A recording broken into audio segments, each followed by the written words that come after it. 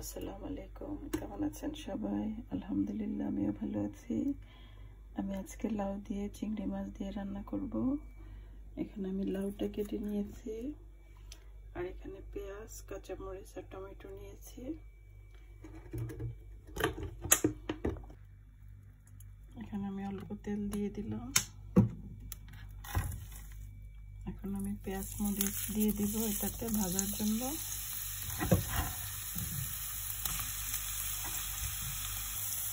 এখানে পেঁয়াজটা একটু ভেজে নিয়েছি। এখন আমি এখানে হাফ চামচ আদা, হাফ চামচ রসুন আর অল্প একটু হলুদ দেবো, জাস্ট কালারের জন্য। আমি এটাতে মশলা বেশি দিব না। এটাকে আমি একটু কষিয়ে নেব, আর সাথে দিব কিছুটা টমেটো। আমার ভিডিওগুলো যদি আপনাদের ভালো লাগে তাহলে প্লিজ পাশে থাকবেন, লাইক দিবেন, কমেন্ট করবেন বা বন্ধুদের সাথে শেয়ার করবেন। এটাকে আমি একটু কষিয়ে নেব, একটু হালকা ভেজে নেবো, তারপর হালকা করে পানি দিয়ে দেবো। এখানে পেঁয়াজটা কষিয়ে নিয়েছি, পানিটা দিইনি আমি এখনো। আমি এখানে চিংড়ি মাছগুলো একটু ভেজে নেবো মশলার মধ্যে। লবণটাও দিইনি, লবণটা আপনারা যার যার টেস্ট অনুযায়ী দিয়ে নেবেন।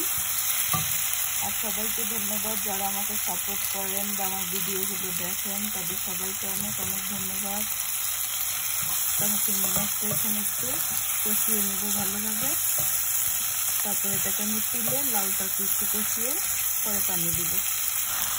আমার মাছগুলো মোটামুটি কষানো হয়ে গিয়েছে, তখন আমি লাউগুলো দিয়ে দিব।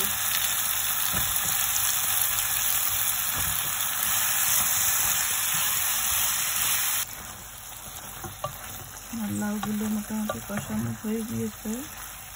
আসলে লাউ মনে হয় বাংলাদেশ থেকে বিদেশে আস্তে আস্তে পানিটা শুকিয়ে যায়। যাই হোক, এখানে আমি কিছুটা পানি ঢেলে দিব।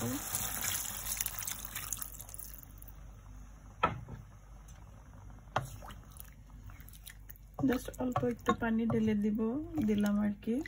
এটাকে মাখা মাখা করে রাখবো। আর একটু মোটামুটি হয়ে গিয়েছে, আর একটু সিদ্ধ হবে, তো সিদ্ধ হওয়া পর্যন্ত রেখে দিলাম আর কি। আমার লাউ চিংড়িটা হয়ে গিয়েছে, আমি এটাকে একটা বাটিতে ঢেলে নিয়েছি। তো আপনাদের কেমন লাগলো আমাকে জানাবেন। ভালো থাকবেন সবাই, আল্লাহ হাফেজ।